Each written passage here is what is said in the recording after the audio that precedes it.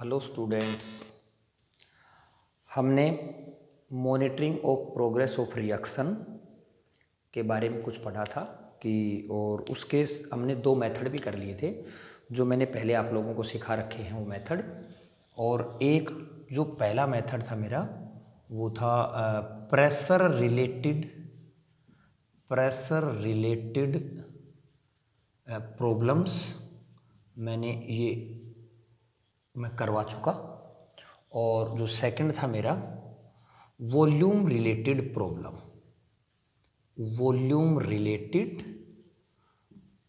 Problems, ठीक है ना। ये दो मेथड मैं करवा चुका। और आज मेरा जो थर्ड मेथड है वो आप लिख लो, रिडोक्स टाइट्रेशन मेथड। तो आज जो हमारा थर्ड जो मेथड है जिसका क्या नाम है, लिखो, redox titration method.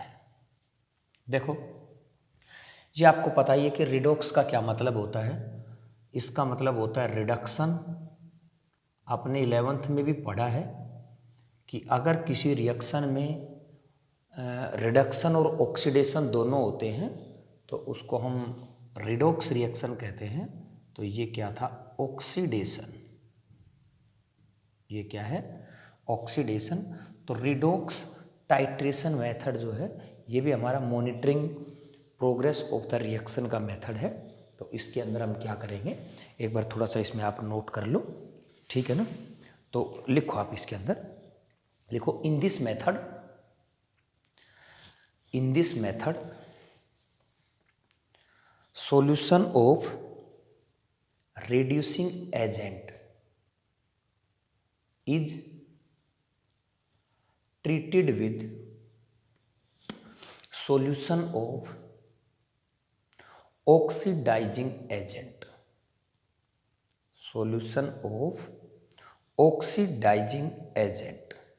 and volume of oxidizing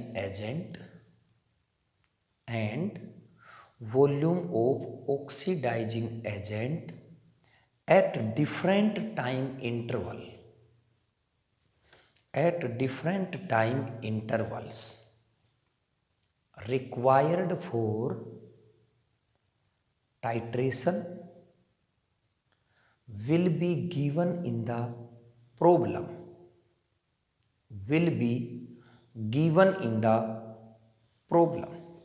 कुछ नहीं बेटा, बड़ा सिंपल सा कॉन्सेप्ट है कि अगर मेरे पास कोई रिड्यूसिंग एजेंट है तो हम उसकी रिएक्शन करवाएंगे किसी भी ऑक्सीडाइजिंग एजेंट से। जैसे मेरे पास ये रिएक्शन है 2H2O2, ये aqueous है। अगर मैं इसका बना देता हूँ क्या, 2H2O, ये लिक्विड, प्लस O2 जो है ये मेरी क्या है, गैस है। और इस रिएक्शन के अंदर मैं क्या डाल देता हूँ, KMnO4, एक ऑक्सीडाइजिंग एजेंट डाल देता हूँ। तो अलग अलग टाइम के ऊपर, डिफरेंट टाइम के ऊपर हम ऑक्सीडाइजिंग एजेंट डालेंगे उसका वॉल्यूम हम क्या करेंगे, मीज़र करते रहेंगे। तो इसके नीचे एक लाइन आप और लिख लो, लिखो, kinetic of above reaction is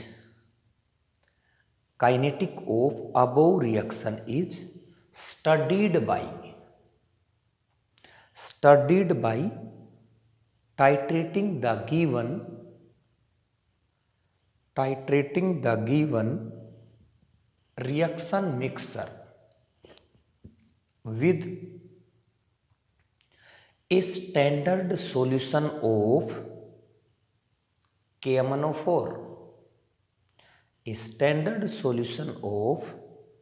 KMnO4, and volume of KMnO4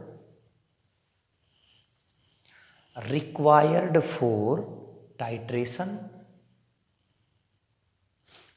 at different time intervals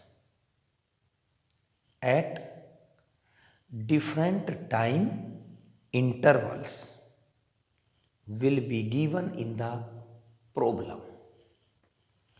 will be given in the problem. नीचे एक छोटी सी चीज़ और लिख लो साइड में कि V0 क्या होता है और VT क्या होता है। तो पहले V0 लिखो, the volume of KMnO4, the volume of KMnO4 used when time is equal to 0, when time is equal to 0। VT में लिखो, the volume of KMnO4, the volume of KMnO4 used eight when time is equal to t। Volume है KMnO4 का जो 0 time पे V0 और time t के ऊपर volume क्या कहलाएगा, हमारा VT कहलाएगा। ठीक है ना।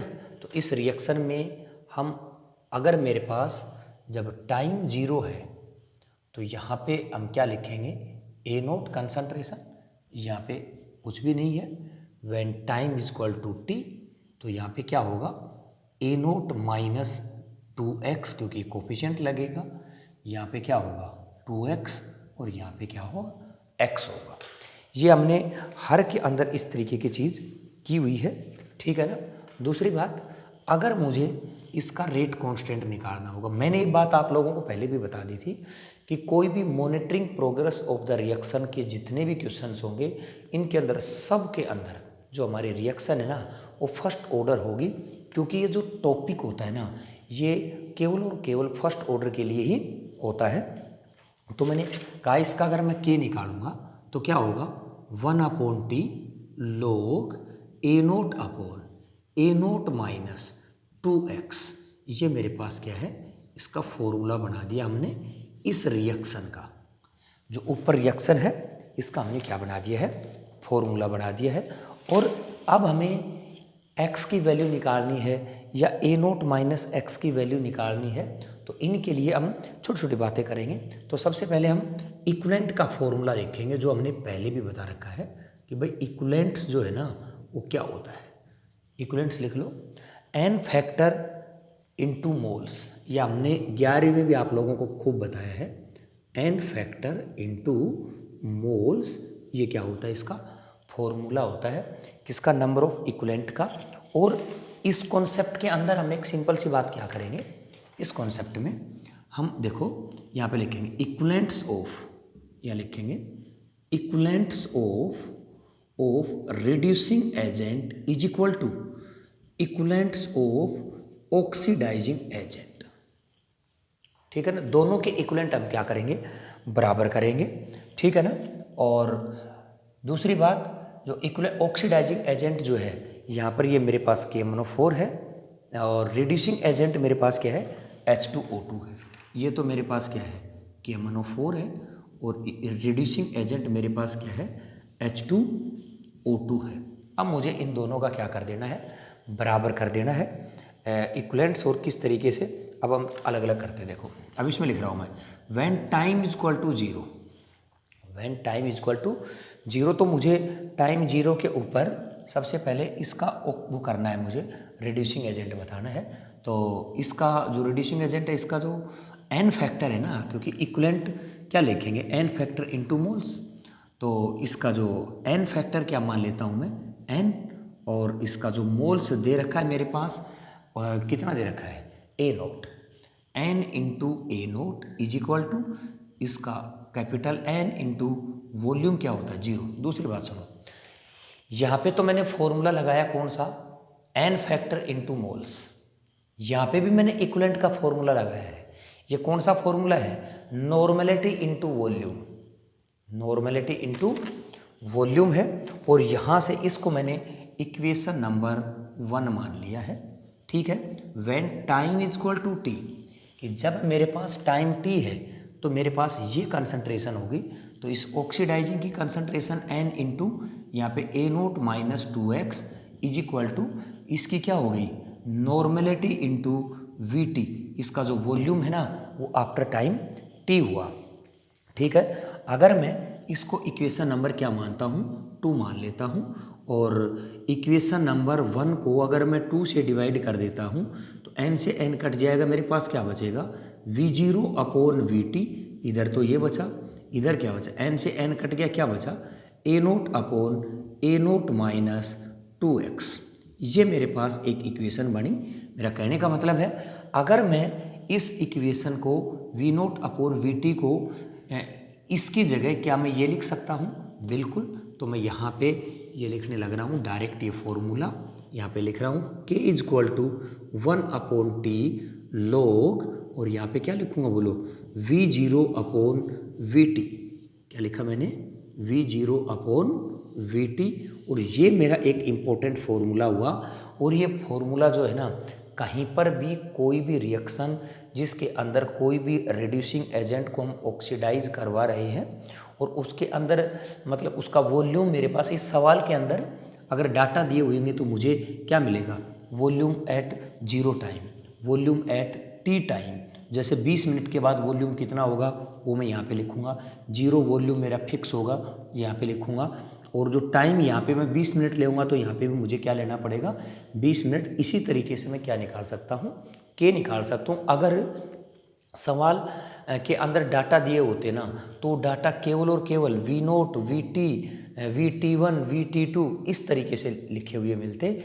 और ये हमारे पास इसकी जगह हमारे पास रखने के लिए कुछ भी नहीं था, इसलिए हमने इस फॉर्मूला को इसमें कन्वर्ट किया है। और ये कोई भी रिड्यूसिंग एजेंट की जब हम रिएक्शन करवाते किसी भी ऑक्सीडाइजिंग एजेंट से तो हम क्या करेंगे, इसी फॉर्मूला को क्या करेंगे, लिखेंगे। तो एक छोटा सा हम क्वेश्चन भी क्या कर लेते हैं, इसके लिए नोट कर लेते हैं। एक और क्वेश्चन नोट कर रहे हैं ना, ये लगा लो, इसका एक्सटेंशन है, लगो, ठीक है ना। एक हम छोटा सा क्वेश्चन यहाँ पे करते हैं, ये हमें याद रखना है, V0 अपॉन VT होगा इसकी जगह, ठीक है। और ये हर बार मुझे इसी फॉर्मूला को क्या करना है, यूज करना है। ये लो, अब एक क्वेश्चन है मेरे पास, ठीक है ना। क्वेश्चन लिख दो, 2A प्लस या 2A गिव्स 4B, ये मेरे पास कोई रिएक्शन है। 4B प्लस 3C कर दिया मैंने, है ना। ये मेरे पास कोई इक्वेशन है। नीचे लिखो, रिएजेंट रिएक्ट विद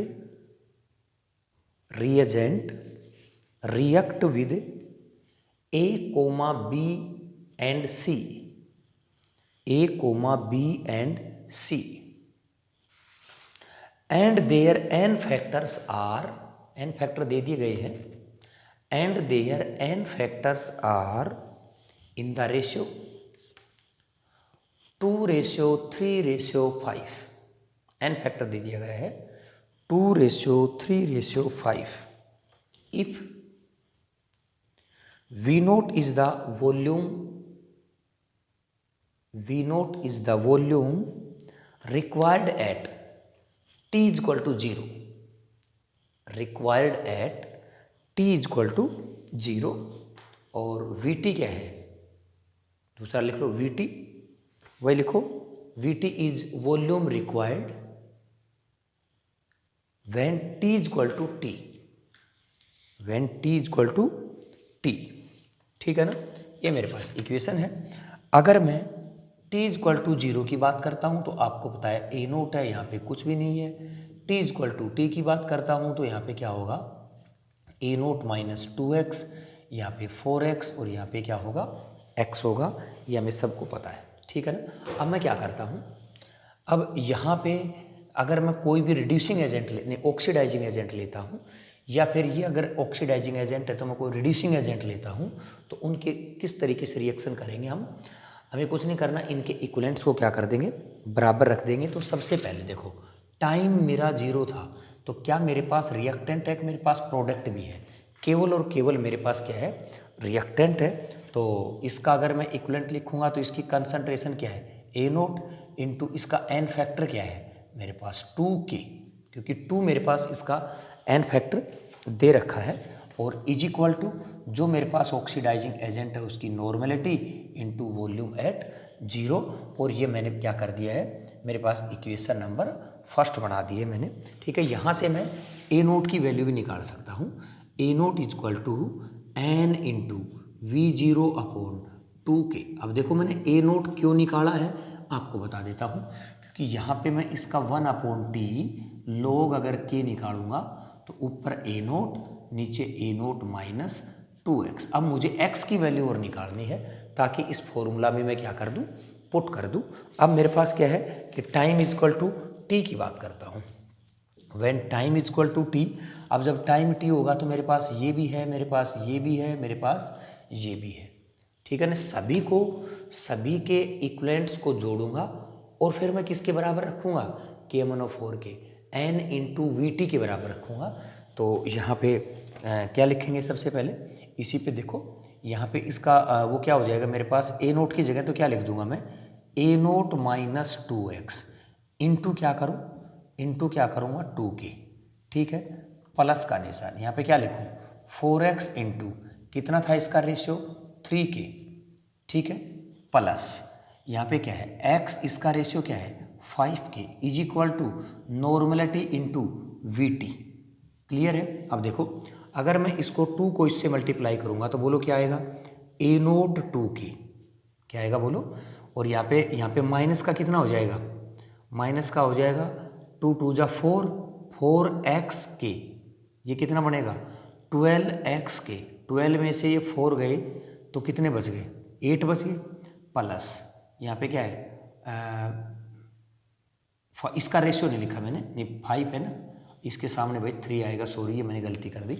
तो यहाँ पे क्या आएगा 3 आएगा, क्योंकि यहाँ पे कोफिशिएंट c नहीं है, यहाँ पे कोफिशिएंट कितना है 3c है, तो आई मेड मिस्टेक, इसको सही कर लेना। तो ये कितना हो जाएगा मेरे पास 15 और ये कितना हो जाएगा 8 टोटल, ये देखो टोटल 12 तो ये हो गए और 15 ये हो गए, 27 में से 4 घटा लिए तो मेरे पास कितने बच गए 23x के is equal to n into v t. क्या मैं यहाँ पे x की वैल्यू निकाल दूँ, दिस इम्प्लाइज दैट x की अगर मैं वैल्यू निकालूंगा तो इन दोनों में से एक तो मेरे पास यहाँ पे ये रहेगा, x यहाँ रखूँगा, इसको इधर ले जाऊँगा तो मेरे पास डायरेक्ट अगर x की वैल्यू अगर मैं निकालना चाहता हूँ तो मेरे पास ये हो जाएगा n into v t minus V0 upon 23k। ये मेरे पास किसकी वैल्यू आ गई है, x की वैल्यू आ गई है, ठीक है ना। अब ये n जो ये मैंने लिखा है x की वैल्यू, उसके बाद में देखो अगर मुझे, अब मैं यहाँ पे लिख देता हूँ, अगर मुझे ये लिखना है इसी फॉर्मूला के अंदर इसको पुट करना है तो ए नोट की वैल्यू मेरे पास है, ए नोट की मेरे पास है, x की वैल्यू मेरे पास है, तो देखो क्या बना k is equal to 1 upon t, यहाँ पे लोग ए नोट की वैल्यू बोलो क्या है, ये है n into v naught upon 2k, ये क्या है ए नोट है, नीचे क्या है n into v naught upon 2k minus 2 into ये टोटल x की वैल्यू है ना, तो x की वैल्यू क्या है मेरे पास n into v t minus v infinity upon 23k हो गया मेरे पास, ये लो। और यहाँ पे मैंने k की वैल्यू, इस सारे को मैंने क्या कर देता हूँ, अगर सोल्व करता हूँ तो मेरे पास ये आ जाएगा टोटल 1 अपॉन टी, यहाँ पे लोग 23v0 upon 27v0 minus 4vt, ठीक है ना, 4vt। ये मेरे पास क्या आ गया, एक वेरी इंपॉर्टेंट फॉर्मूला बन गया। इसी के लिए अगर इस रिएक्शन को हमने थोड़ा बहुत क्या कर दिया है, अगर चेंज कर दिया है तो इसके कोफिशिएंट लगा दिए हैं, तो ये हमारे पास क्या आ गया है फॉर्मूला बन जाता है। इस तरीके से हम किसी का भी हम फॉर्मूला निकाल सकते हैं, ठीक है ना। और उससे जो नेक्स्ट मेथड हमारा वो कौन सा है, फोर्थ मेथड, वो लिखो एसिड बेस टाइट्रेशन मेथड। क्या है, एसिड बेस टाइट्रेशन मेथड, ठीक है ना। तो ये फोर्थ मेथड जो हमारा लिख लिया, एसिड बेस टाइट्रेशन मेथड। अब देखो कभी इसके अंदर आप लोगों को यूँ लग रहा हो कि सर यहाँ पे इस इक्वेशन के अंदर ये वी टी माइनस ये वी नोट कहाँ पे आ गया, यहाँ पे नहीं है। मैं बता देता हूँ, मैंने यहाँ पे ए नोट पे यहाँ पे ये वैल्यू मैंने यहाँ पे पुट कर दी है, ठीक है ना। देखो ना, इसको अगर आप सोल्व करोगे तो आपको क्या लगेगा कि मेरे पास इधर क्या है एन इंटू वी टी, ये इधर हम लेकर के जाएंगे, क्या हो जाएगा minus A note 2k divided by क्या होगा 3k ना 23k। फिर आप ये वी नोट कहाँ से आ गया, ये मैंने ए नोट की जो वैल्यू थी ना यहाँ पे पुट करके डायरेक्ट लिख दी है। ठीक है ना, एक स्टेप मैंने कम कर दिया है। तो फोर्थ मेथड जो है ना हमारा, वो लिख लो एसिड बेस टाइट्रेशन मेथड, ठीक है ना। देखो ये हमारा फोर्थ मेथड है, किसके लिए है ये, वही तुम्हारा मॉनिटरिंग प्रोग्रेस ऑफ रिएक्शन, जिसका कौन सा मेथड है हमारे पास, फोर्थ मेथड है ना। लिखो एसिड बेस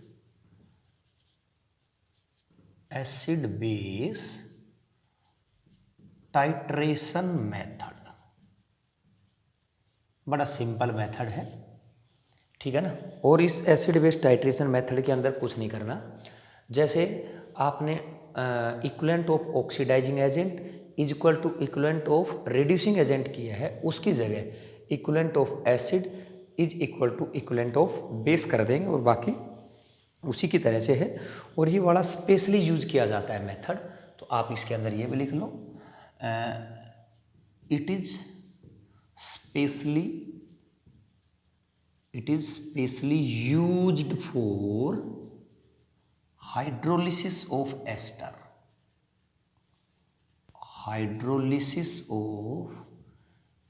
ये जो मेथड है ना, ये स्पेशल हाइड्रोलिसिस ऑफ एस्टर के लिए यूज किया जाता है। और जैसे मैं एक एग्जांपल हमारा यहाँ पे ये लिख देता हूँ, CH3 COO C2H5, अगर मैं इसका हाइड्रोलिसिस करता हूँ in the presence of acid, तो यहाँ पे मेरे पास CH3 COOH प्लस C2H5OH, ये एक हाइड्रोलिसिस ऑफ एस्टर है।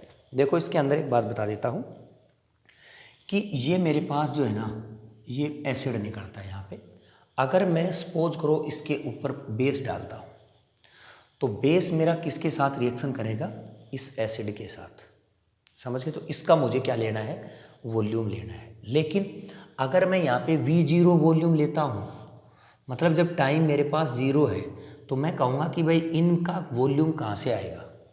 लेकिन आपको बता देता हूँ मैं कि ये जो मेरे पास है ना, ये एक कैटालिस्ट है, और कैटालिस्ट जो होता है ना, ये भी क्या है, एक एसिड है।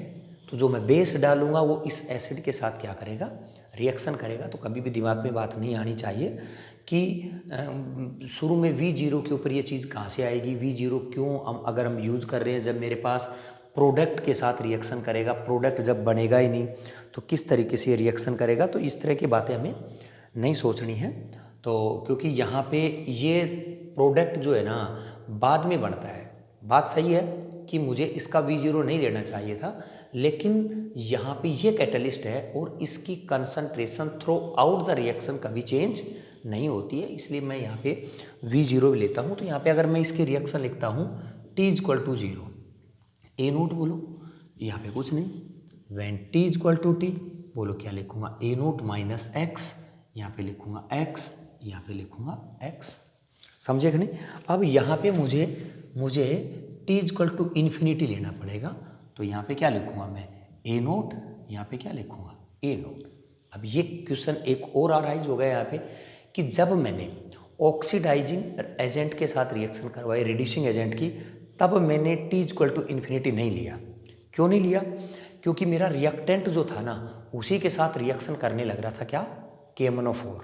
तो हम T=∞ तक नहीं जा सकते। यहाँ पे ठीक है, प्रोडक्ट के साथ में क्या करने लग रहा है, रिएक्शन, इसलिए मुझे क्या इसका T जो है ना इन्फिनिटी तक लेकर के जाना पड़ता है। तो यहाँ पे इसका हमने क्या लिया, T∞, और उसके बाद में क्या कर लो, आप लिख लो काइनेटिक, इसके नीचे लिखो kinetic of the above reaction, kinetic of the above reaction is studied by titrating the given reaction mixture, titrating the given reaction mixture with a standard solution, with a standard solution of base and volume of base required for titration at different time interval will be given in the problem, will be given in the problem। ठीक है ना। नीचे एक छोटी सी line और लिख लो, ये लिख लो V0, आगे लिखो, पता है तुम्हें, पहले भी लिखा है मैंने, volume of base required for titration, volume for base of base required for titration at T is equal to 0, T is equal to 0, VT लिख लो, वही बात, volume of base required in titration at T is equal to T, T is equal to T, V infinity लिख लो, volume of base required for titration at T is equal to infinity, at T is equal to infinity। ठीक है ना। V0 हमें पता है, मैंने बता दिया, जो रिएक्टेंट के साथ रिएक्शन करता है, तो लेकिन यहाँ पे एसिड जो है ना वो प्रोडक्ट में आ रहा है, लेकिन यहाँ पे क्या लिखा हुआ है, कैटलिस्ट होता है, इस कैटलिस्ट के साथ ये क्या करता है, रिएक्शन करता है। तो सबसे पहले हम वही चीज़ करेंगे कि when time is equal to t और टाइम इज इक्वल टू 0, इन चीज़ों को आप याद रखना, कॉपी में आपके पास लिखी हुई होनी चाहिए, क्योंकि मैं इसको मिटाऊंगा और हम छोटी छोटी चीज़ें यहाँ पे लिखते। चलो मैं लिखता हूँ, 1 minute. When time is t is equal to 0, when t is equal to 0, equivalent of t अगर 0 रहेगा तो इक्वलेंट मेरे पास किसका है, कैटलिस्ट का है। तो मैं यहाँ पे क्या लिखूँगा, equivalent of catalyst, catalyst is equal to equivalent of base, क्या लिखूँगा, इक्वलेंट ऑफ बेस। ठीक है ना। और ये भी क्या होता है, ये हमारे पास आपको पता भी है, n इंटू वॉल्यूम किसका, ये मैंने नंबर ऑफ इक्वलेंट्स कर दिया है, जिसको हमने क्या कर दिया है, इक्वेशन नंबर फर्स्ट मान ली है। ठीक है। उसके बाद में T is equal to t, अगर T is equal to t पे करूँगा ना, तो यहाँ पे क्या है मेरे पास, कैटालिस्ट भी नहीं, क्या नाम है अपने पास, रिएक्टेंट भी है, कैटालिस्ट भी है, और क्या है, प्रोडक्ट भी है। तो यहाँ पे मैं लिखूँगा T is equal to equivalent of catalyst, equivalent of catalyst plus equivalent of CH3COOH, एक तो ये भी है और ये भी है, इज इक्वल टू, यहाँ पे इक्वलेंट ऑफ क्या होगा, इक्वलेंट ऑफ बेस, क्या होगा बोलो, इक्वलेंट ऑफ बेस। इन सभी को मैं जोड़ देता हूँ। यहाँ पे इक्वलेंट ऑफ कैटलिस्ट क्या होगा बोलो, n इंटू यही जो लिखा है हमने, NV0 प्लस इक्वलेंट ऑफ, ये इसका क्या हो जाएगा, n, तो इसका क्या, n फैक्टर, और यहाँ पे इसकी वैल्यू कितनी लिखी हुई थी हमारे पास, x, तो मैं क्या लिखूँगा, n इंटू एक्स। ठीक है ना, n इंटू एक्स। ठीक है। और ये तो मेरे दोनों को जोड़ दिया, is equal to n into v t, equation number क्या कर दिए मैंने, 2 कर दी है। एक इक्वेशन नंबर फर्स्ट है और इक्वेशन नंबर 2 है। तो 2 से देखो यहाँ पे x की वैल्यू आई हुई है, तो मैं क्या कर देता हूँ, यहाँ पे x की वैल्यू निकाल देता हूँ। ठीक है ना। इतनी चीज़ों को आप नोट करना। केवल मैं इक्वेशन नंबर 2 से क्या करूँगा, x निकाल रहा हूँ। तो यहाँ पे निकाला मैंने, x is equal to n into v t minus V0 upon क्या आ जाएगा, n, ये हमने क्या निकाल दिया है, यहाँ पे x निकाल दिया है। तो आपको पता है कि कोई भी रिएक्शन होती है उसके लिए मुझे 2 चीज़ें निकालनी है, एक तो A0 और एक x, क्योंकि फर्स्ट ऑर्डर रिएक्शन है, सभी की k की वैल्यू क्या होती है, 1/t और log ln A0 upon A0 minus x होता है। ये सब स्टोकियोमेट्रिक कोफिशिएंट के ऊपर चेंज होते रहते हैं। ठीक है ना। ये मैंने क्या निकाल दिया है, इसका x, और उसके बाद लिखो t is equal to infinity. ठीक है ना। अब इन्फिनिटी पे देखो, यहाँ पे मैंने मिटाया नहीं है, इन्फिनिटी भी क्या है, मेरे पास दोनों की वैल्यू लिखी हुई है। ठीक है ना। एस्टर उसकी क्या नाम है, कार्बोक्सिलिक एसिड की भी और अल्कोहल की भी, दोनों क्या है, A0 है। जबकि मेरे पास कैटालिस्ट तो है ही, टी इन्फिनिटी पे क्या है, एक तो मेरे पास इक्वलेंट ऑफ कैटालिस्ट, ये तो है ही, ठीक है ना, प्लस यहाँ पे इक्वलेंट ऑफ एसिटिक एसिड बोलो, ये मेरे पास क्या है, इक्वलेंट ऑफ एसिटिक एसिड है। और बेस जब मैंने डाला तो केवल इसी के साथ रिएक्शन करेगा, अल्कोहल के साथ नहीं। तो यहाँ पे क्या लिखूँगा, इक्वलेंट ऑफ बेस। तो कैटलिस्ट का तो हमें पता ही है क्या होगा, n इंटू V0 प्लस इसका क्या हुआ n इंटू, यहाँ पे क्या था इसकी कंसंट्रेशन इन्फिनिटी पे x नहीं है, इन्फिनिटी पे ए नोट है, इज इक्वल टू इसकी कंसंट्रेशन क्या होगी बोलो, इसकी होगी n इंटू वी इन्फिनिटी, और यहाँ पे मैं ए नोट की वैल्यू निकाल देता हूँ, A naught is equal to n into V infinity minus we zero upon क्या लिख दिया n, ये मैंने किसकी वैल्यू निकाल दी है, a की वैल्यू निकाल दी है। आराम से देख लो कि जब मेरे पास क्या है, अगर टाइम इन्फिनिटी है तो इक्विवेलेंट कैटलिस्ट का भी है और मेरे पास ये भी है, दोनों के दोनों हैं। जब टाइम t था तब भी ये दोनों थे, अब भी है, लेकिन वहाँ पे वॉल्यूम क्या था मेरा, vt था, यहाँ पे वॉल्यूम क्या है मेरा, इन्फिनिटी है। इतना सा फर्क है इसके अंदर। और मुझे पता है अगर मैं इसकी इक्वेशन लिखता हूँ या इसका k लिखता हूँ तो 1/t log a naught upon a naught minus x, क्या मेरे पास दोनों की वैल्यू दे रखी है, बिल्कुल दे रखी है। तो k की वैल्यू कैसे निकालूंगा, 1/t, यहाँ पे लोग क्या ए नोट की वैल्यू है मेरे पास, ये रही, क्या है बोलो, ये है n into V infinity minus we zero divided by n, और सारे के बटे में क्या है बोलो, ए नोट, दोबारा यही है, means n we infinity minus we zero upon n minus x की वैल्यू क्या है मेरे पास, ये बोलो, ये क्या है, कैपिटल N वी इन्फिनिटी, नहीं कहाँ पे है मेरे पास, x की वैल्यू ये है we t minus we zero upon क्या है n, ठीक है ना। इसको मैं क्या कर लेता हूँ सोल्व, तो मेरे पास k की वैल्यू क्या आई 1/t, n से तो क्या कट गया, यहाँ पे भी n हम कॉमन ले लेंगे, ठीक है ना, तो ये कट जाएगा हमारे पास। और जो हमारे पास जो वैल्यू आई इसकी, और वो क्या आई वैल्यू, v इन्फिनिटी, यहाँ पे लिख रहा हूँ v infinity minus we zero, नीचे क्या है v infinity minus v t, ये मेरे पास क्या आई, k की वैल्यू आई, ठीक है ना। और लेकिन ये जो k की वैल्यू है ये किसके लिए है, एसिड बेस टाइट्रेशन के लिए है। और इस तरह के क्वेश्चन में क्या होगा कि मुझे पता है कि फर्स्ट ऑर्डर रिएक्शन है, लेकिन ए नोट और ए नोट माइनस एक्स की वैल्यू नहीं मिलेगी हमें क्या लिखा होगा कि वॉल्यूम इन्फिनिटी पे कितना है, वॉल्यूम जीरो पे कितना है, वॉल्यूम अलग अलग टाइम इंटरवल्स पे कितना कितना दिया हुआ है। तो किसी भी टाइम के ऊपर k की वैल्यू पूछी जाए, या फिर हमें ये पता करना हो कि भाई ये फर्स्ट ऑर्डर है कि नहीं है, वैसे मैंने कहा सारी की सारी फर्स्ट ऑर्डर ही होती हैं, तो हम अगर 2 का k निकालेंगे तो वो भी क्या आएगा, सेम आएगा, ठीक है ना।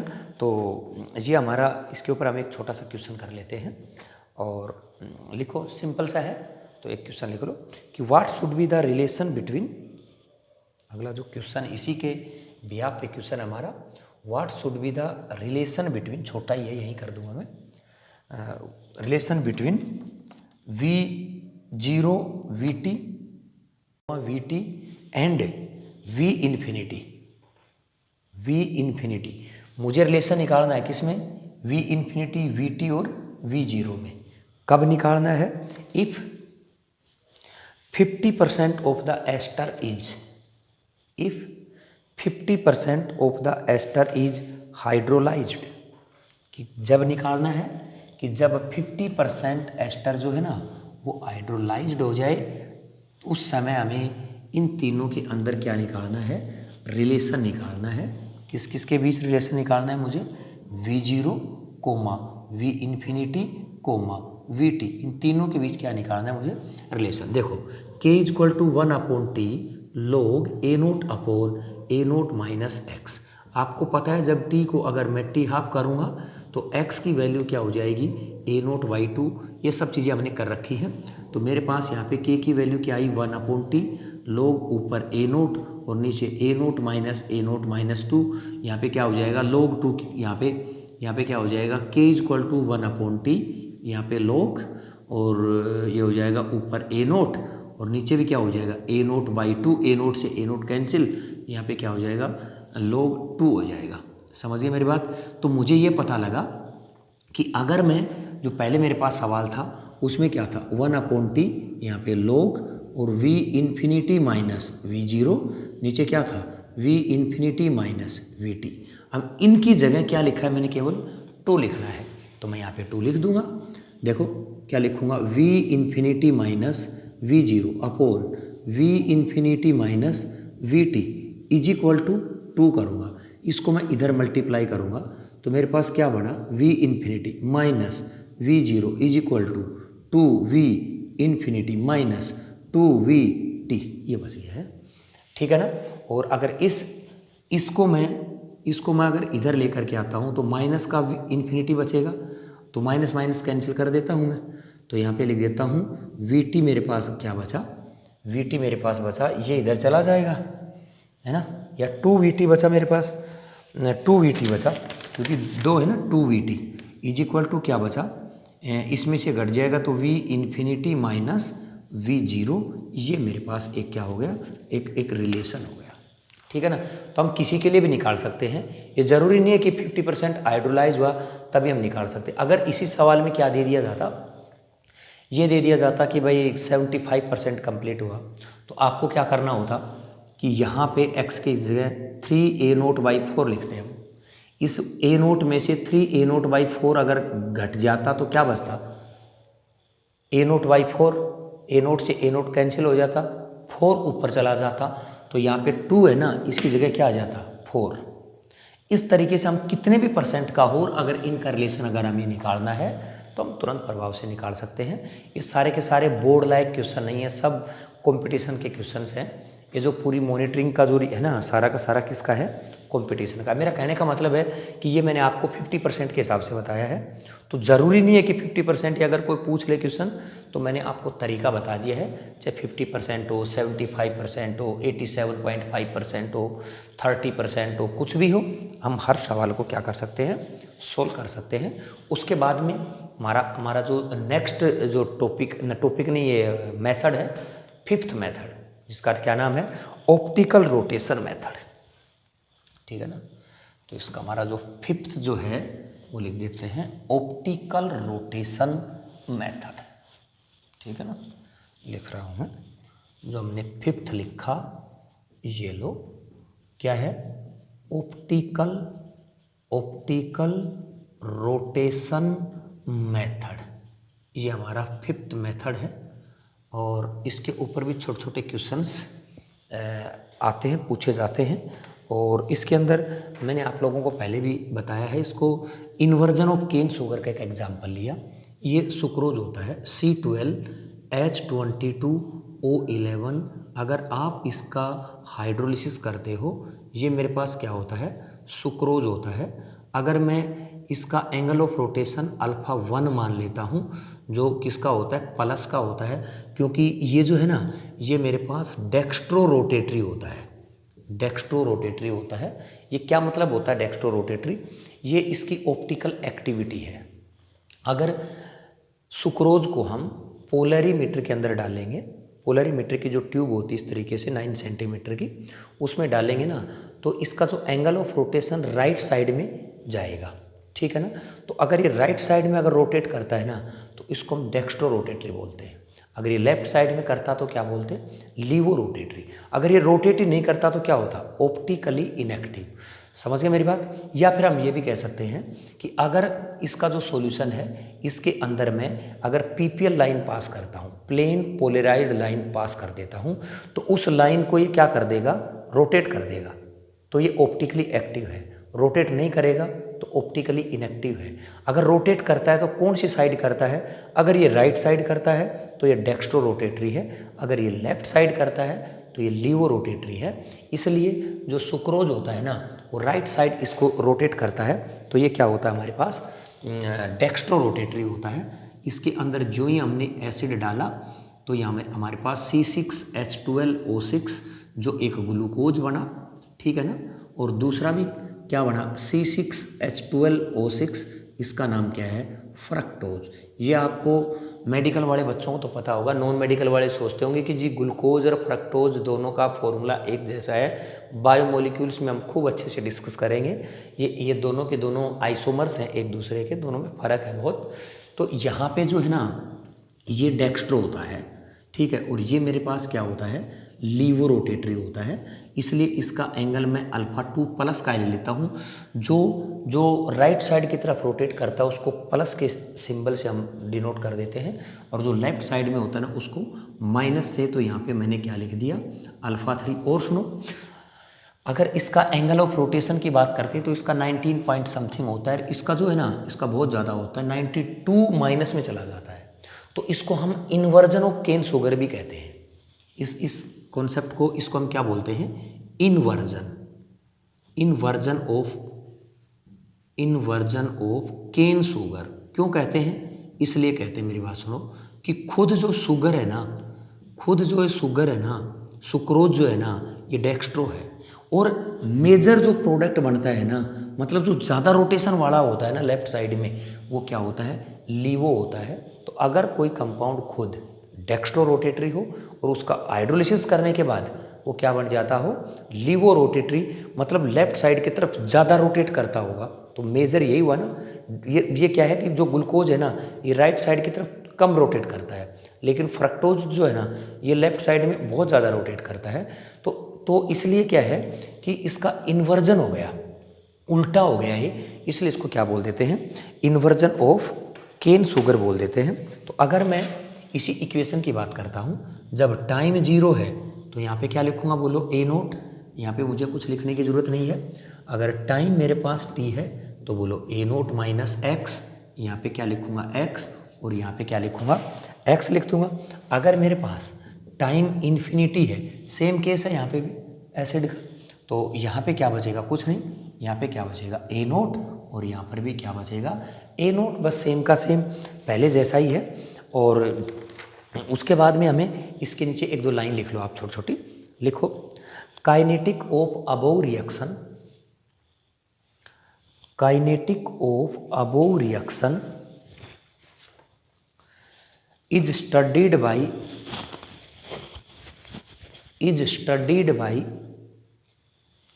passing PPL,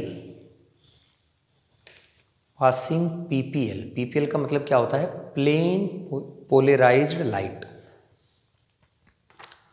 through the reaction mixer at different time intervals, at different time intervals, and angle of rotation of PPL at different time intervals,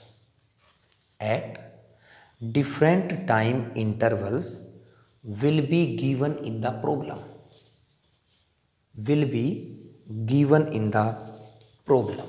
ये चीज़ें याद ही रखना, क्योंकि मैं इसको मिटाने लग रहा हूँ, आप लोगों ने इसको नोट कर लिया है, तो उसके बाद में मैं छोटी छोटी चीज़ें जो है ना आपको बताने लग रहा हूँ। सबसे पहले लिख लो आप आर नोट, इसका मतलब क्या होता है, angle of rotation of PPL at t equal to 0, r t लिखो, सभी पे डैश डैश लगाते जाओ और टी इक्वल टू टी करो, r infinity, angle of rotation है ये भी, ये कहा क्या लिखोगे, टी इक्वल टू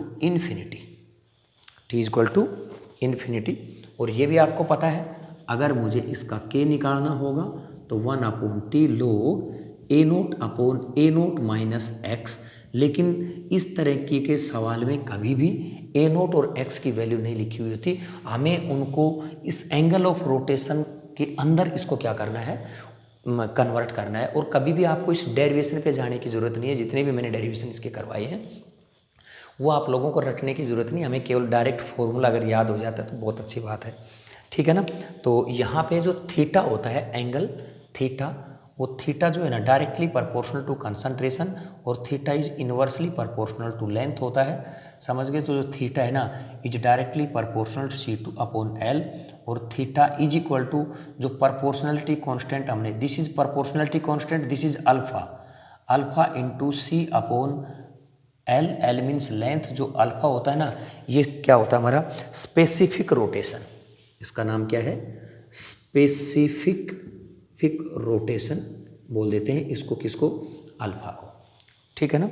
उसके बाद में आप डायरेक्ट क्या निकाल दो, थीटा की वैल्यू तो आपने निकाल दी, तो इसकी थीटा की वैल्यू, ये हमारे पास थीटा की वैल्यू आई अल्फा C/L, बस और कुछ नहीं। हमें थीटा जो है ना, थीटा का मतलब है ये एंगल ऑफ रोटेशन, इस पे इनकी क्या करनी है, लैम्डा सी अपॉन एल की वैल्यू निकालनी है।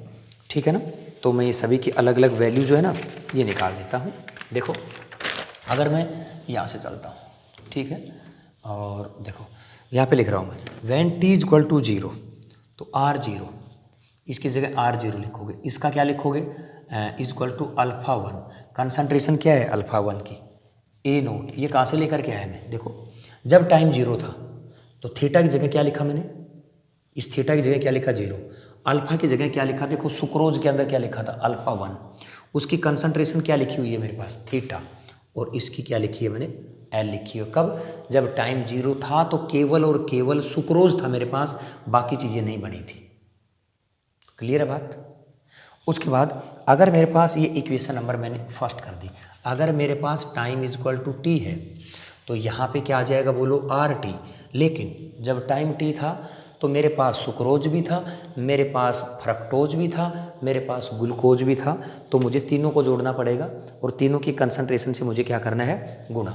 तो देखो सुक्रोज की अल्फा क्या है, ये यूँ का यूँ अल्फा, और यहाँ पे क्या लिखूँ, उसकी कंसंट्रेशन क्या थी, A0 माइनस एक्स थी, टाइम टी के ऊपर देखना, अपॉन एल प्लस यहाँ पे उस दूसरा क्या था अल्फ़ा 2, और कंसंट्रेशन अगर देखा जाए तो क्या थी एक्स, और नीचे क्या है एल प्लस, ये प्लस का था अल्फ़ा, और यहाँ पे माइनस अल्फ़ा 3, और यहाँ पे एक्स अपॉन क्या है एल, और ये दोनों के दोनों किसके थे, प्लस के थे।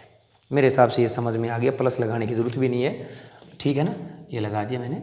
और यहाँ पे जो आपने ये अल्फा है ना, ये इसको थोड़ा सा अलग से लगा दिया है, इक्वेशन नंबर क्या बना दी मैंने 2 बना दी है, ठीक है ना। और t is equal to infinity, infinity पे देखोगे तो क्या नहीं है, सुक्रोज तो ख़त्म ही हो चुका, तो बाकी मेरे पास 2 बच गए।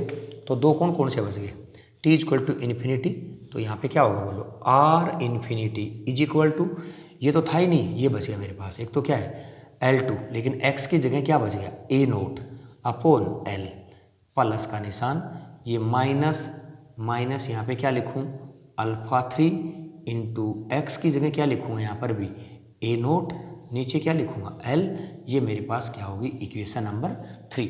मेरे हिसाब से ये चीज़ें हैं ना जब कोई ज़्यादा मुश्किल नहीं है, कुछ नहीं किया हमने, थीटा की जगह R0 कर दिया, अल्फ़ा की जगह सुक्रोज का अल्फ़ा लिख दिया, कंसंट्रेशन बटे L, सब चीज़ें हमने इसी तरीके से की है, ठीक है ना। और उसके बाद में क्या है कि जब इक्वेशन नंबर 3 को, यहाँ पे इक्वेशन नंबर 3 को अगर मैं डिवाइडेड कर देता हूँ किससे, इक्वेशन नंबर 1 से, ये मेरे पास 3 है, इसको डिवाइड करता हूँ मैं किससे, 1 से, तो मैं डायरेक्ट ही यहाँ पे जो वैल्यू है ना, इसकी जो वैल्यू है ना वो लिख करके डायरेक्ट मैं क्या कर देता हूँ, फॉर्मूला लिख देता हूँ, उससे मैं A0 की वैल्यू निकालूंगा इससे, फिर हम इसी से x की वैल्यू निकालेंगे। अगर मैं 2 को फर्स्ट पहले से डिवाइड करूंगा तो x की वैल्यू आ जाएगी, इससे मेरे पास A0 की वैल्यू आ जाएगी, दोनों को मैं यहाँ पे पुट कर दूंगा, पुट करते मेरी क्या बन जाएगी, इक्वेशन बन जाएगी। तो मैं डायरेक्ट जो है ना यहाँ पे डायरेक्ट इसका फॉर्मूला लिख रहा हूँ, k is equal to 1/t, यहाँ पे हो गया हमारे पास log R0 minus R infinity, R0 minus R infinity, और नीचे क्या लिखता हूँ RT माइनस R इन्फिनिटी, ये मेरे पास क्या हो गया है, इसका एक इम्पॉर्टेंट फॉर्मूला बन गया है। इसके अंदर भी मुझे केवल RT की वैल्यू, R इन्फिनिटी की वैल्यू, ये चीज़ें हमें मिलेगी, ठीक है ना। अगर मुझे कोई रिएक्शन दे देता है, देखो ये चीज़ आप नोट कर लो, और 1-2 बातें हैं ना मेरी बड़े ध्यान से सुनो, मैं इसी के अंदर यूँ तो अगर मैं इसको बहुत कॉम्प्लिकेटेड बना सकता हूँ कई तरीके से, लेकिन 2-4 जो मैं बातें बताने लग रहा हूँ ना उनको आप बड़े ध्यान से सुन लो, तो वैसे ही आप लोगों को चीज़ें समझ में आ जाएंगी। तो अगर मुझे कोई रिएक्शन दे दे, सुनना, कोई भी रिएक्शन दे दे, A gives B plus C reaction दे दी, ठीक है, जिसमें लिख दिया गया कि A is optically inactive, A है ना वो ऑप्टिकली इनएक्टिव है, इसका मतलब क्या हुआ कि R0 को मैं क्या कर दूंगा, हटा दूंगा। अगर मैं R0 को गायब कर दूंगा तो यहाँ पे मेरे पास इक्वेशन क्या बने, अगर R0 को यहाँ पे गायब कर देता हूँ तो मेरे पास क्या बना, k is equal to 1/t, ऊपर माइनस का बचेगा ये, तो यहाँ पे क्या लिख देता हूँ मैं R इन्फिनिटी, नीचे लिख देता हूँ R इन्फिनिटी और माइनस RT। ये वाला मेरा फॉर्मूला कब हुआ, जब मेरा ए क्या था, ऑप्टिकली इनएक्टिव था। मतलब मैंने ए ऑप्टिकली इनएक्टिव था तो उसके अंदर मैंने R0 को क्या कर दिया है, गायब कर दिया है। अगर इससे पहले मैंने वॉल्यूम का एक क्वेश्चन बताया आपको, ये वाला एसिड बेस वाला, ठीक है ना, जिसके अंदर एसिड बेस के अंदर वो लिखा है तुम्हारा V0 minus V infinity upon VT minus V infinity, ऐसे कुछ लिखा हुआ है, ठीक है ना। तो अगर ये क्वेश्चन बोला जाए कि रिएक्टेंट ऑप्टिकली इनएक्टिव है, अगर रिएक्टेंट ऑप्टिकली इनएक्टिव है इसका क्या मतलब हुआ, तो कि इसका मतलब ये हुआ कि R इन्फिनिटी नहीं बनेगा। R इन्फिनिटी को क्या कर दो आप, गायब, या V इन्फिनिटी को गायब कर दो। अगर मैं उसके केस की बात करने लग रहा हूँ, एसिड बेस की केस की बात कर रहा हूँ, देखो अगर मैं एसिड बेस के केस की बात कर रहा हूँ तो मेरे पास क्या था, 1/T, यहाँ पे क्या था बोलो, V इन्फिनिटी माइनस क्या, V0 माइनस V इन्फिनिटी, और नीचे था V0 माइनस VT, इस तरीके से था जो भी था, ठीक है ना, ऐसे ही था। तो इसमें क्या करना है मुझे, V इन्फिनिटी को क्या कर देंगे हम, यहाँ से गायब कर देंगे, ठीक है ना, VT अपॉन, नहीं यहाँ पे क्या था, VT माइनस V इन्फिनिटी, ठीक है। तो V इन्फिनिटी को क्या कर देंगे हम, गायब। तो मेरे पास जो इक्वेशन बनेगा ये बन जाएगा, यहाँ पे लिखा V0 अपॉन VT। ये मेरे पास क्वेश्चन कब है, जब मेरा रिएक्टेंट क्या है, ऑप्टिकली इनएक्टिव है। मेरा कहने का मतलब इसी के ऊपर कई सवाल बन सकते हैं छोटे छोटे, ठीक है ना। तो इसी के ऊपर किस तरीके से सवाल बनेंगे, अगर जैसे मेरे पास मैंने बताया आप लोगों को एक दो छोटे छोटे एग्जाम्पल हैं, ये मैंने अलग के लिए नोट करके बताया आपको, ये अलग के लिए नोट करके बताया है। ये किसके लिए बताया था मैंने, माना कि कोई भी रिएक्शन है, A gives B plus C plus D जो भी है, तो कहा जाए कि मेरा जो A है ना वो ऑप्टिकली इनएक्टिव है, ठीक है ना। तो मुझे यहाँ पे R0 को मैंने क्या कर दिया था, हटा दिया था। कोई कहे कि मेरा रिएक्टेंट ही क्या है, ऑप्टिकली इनएक्टिव है, तो मैंने क्या कर दिया, यहाँ से V इन्फिनिटी जो है ना वो घटा दिया है। तो क्योंकि मेरा V इन्फिनिटी नहीं आएगा जब मेरा रिएक्टेंट जीरो ऑप्टिकली इनएक्टिव है, तो उसको मैंने हटा करके यहाँ पे क्या किया है, एक क्वेश्चन कर दिया है। और इसके बाद में जो है ना, ये मेरा जो हम factors affecting the rate of reaction पढ़ाने लग रहे थे, उसके अंदर मेरे 2 फैक्टर्स कंप्लीट हुए हैं। ये मेरा जो दूसरा फैक्टर्स था किसका, कंसंट्रेशन का, वो मेरा कंप्लीट हो चुका है। अब मुझे इफ़ेक्ट ऑफ टेम्परेचर करवाना है, और जो इफ़ेक्ट ऑफ टेम्परेचर है ये हम आपको नेक्स्ट लेक्चर में करवाएंगे, ठीक है ना। तब तक के लिए थैंक यू।